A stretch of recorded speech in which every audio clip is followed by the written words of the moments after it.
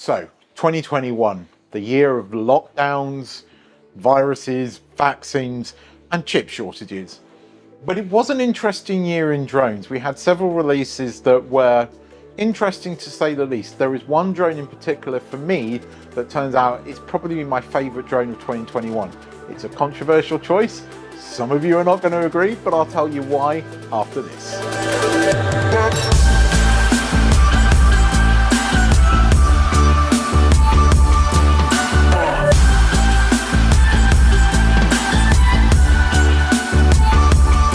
What's up guys, welcome back to my channel. My name's Keith and yes, it's me. I'm making a video. I know it's been a while, but I wanted to talk about my favorite drone of 2021.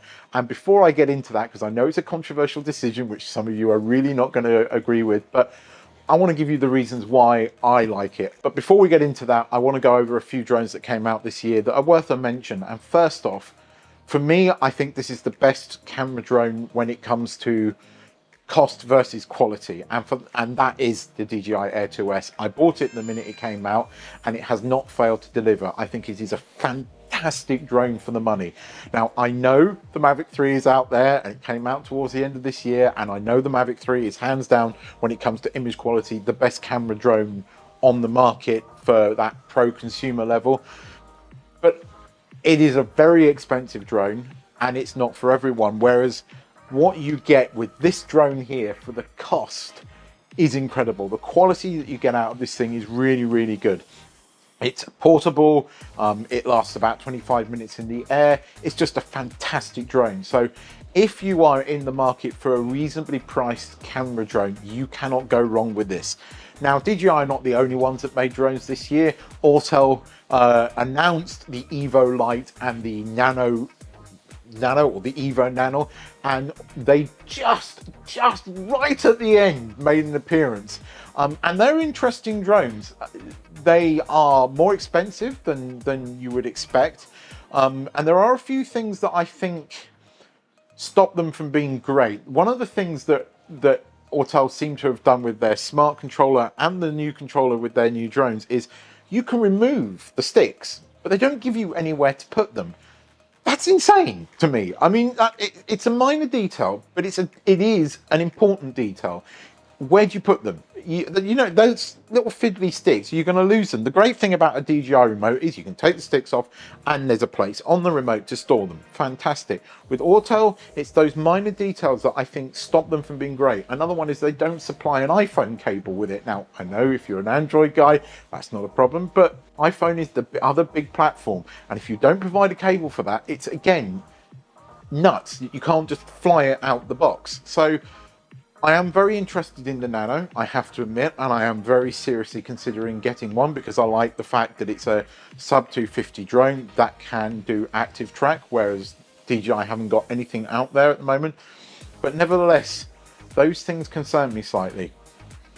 And of course, we've got to talk about the Mavic 3 briefly, because the Mavic 3 came out towards the end of the year with that 4/3 sensor, and the image quality of that thing is just incredible.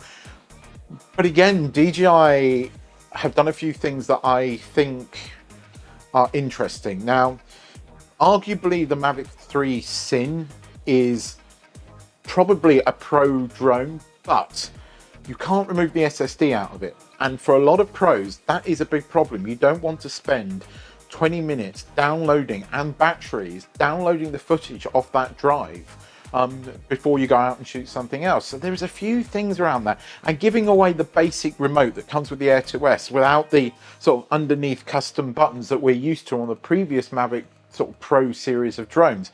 So that's nuts to me. So for me, the standout camera drone of last year has to be the Air 2S, because it's cost effective and the quality you get out of it is incredible. But my favorite drone of last year has to be the DJI FPV drone. Now, I know this is a controversial thing. There's a lot of problems with it, and I made a review which you can see here, and I talk about a lot of those problems. And yes, I've crashed it. Yes, I've had to repair it. Yes, it was annoying.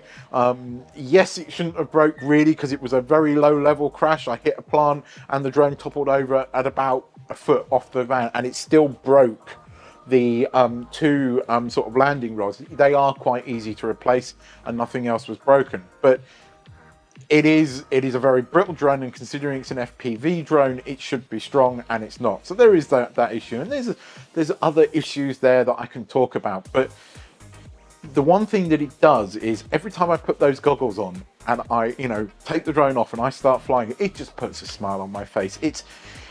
There's just something about it. It's the speed, it's the exhilaration, it's the fact that I can fly it, because what DJI did, including those sports modes and normal mode, is it allows camera drone guys like me to fly it without having to get into acro.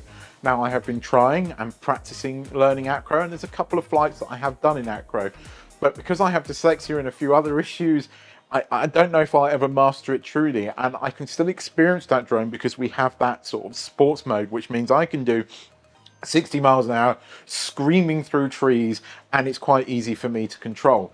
So therefore, I love it. I mean, it is a really chalk and cheese drone. I get it. There is a lot of FPV people out there that hate it, and I completely understand why you don't like it. I get it. If you're into real FPV, which this drone is not, I will say that, I completely get why you don't like it. But some of the shots that I've got from it and some of the stuff that I've been able to do with it, for me, has just put a massive smile on my face.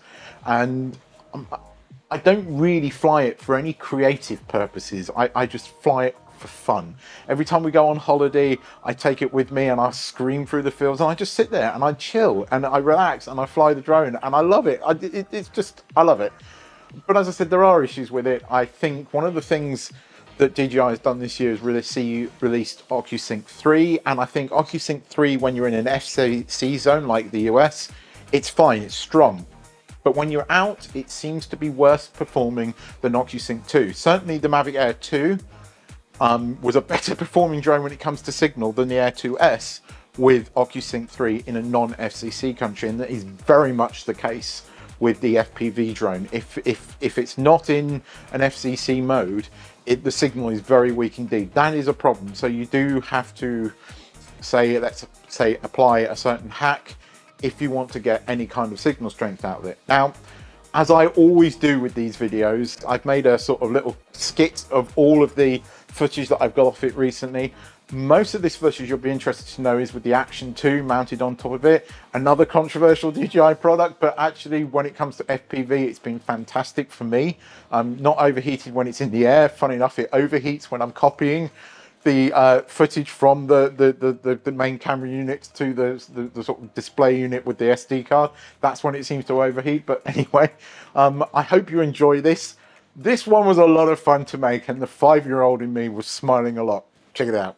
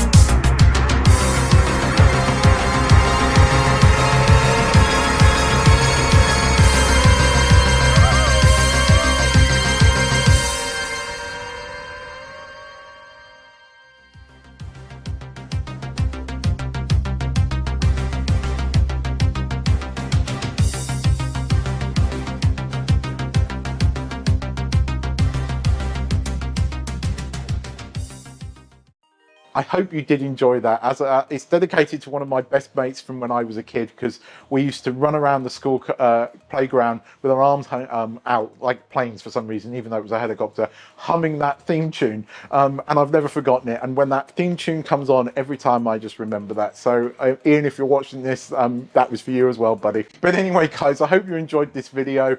I know a lot of you won't agree with me, but for me, as I said, it's my personal favorite drone. Let me know what you think, and let me know what your favorite drone was in the comments below. If you did enjoy the video, please hit the like button. Now, a couple of sort of things. I run a live stream channel with my buddy Chuck and Henry Robotic. They both have channels. I've linked them in the description below. Chuck is doing a travel series on Scotland at the moment, and it's really good, so go and check that and show him some love. Henry, if you're does a sort of leaks channel, so if you're into the latest leaks of tech, things like GoPros and drones, go and check out his channel. But as I said, we do a live stream together where we talk about drone related news, and we also talk about the creative processes we do when we create our travel vlogs and things like that. So if you're interested in that, please come and check out the 2K Drones live stream. Anyway, guys, that really leaves that with me just to say I hope you'll stay safe wherever you are and everything is fine with you guys. It's worrying times again this year, but hopefully we'll get through it. But wherever you are, please stay safe. Have a great 2022, or at least have as great a 2022 as you can. And I'll see you in the next one. But for now, bye-bye.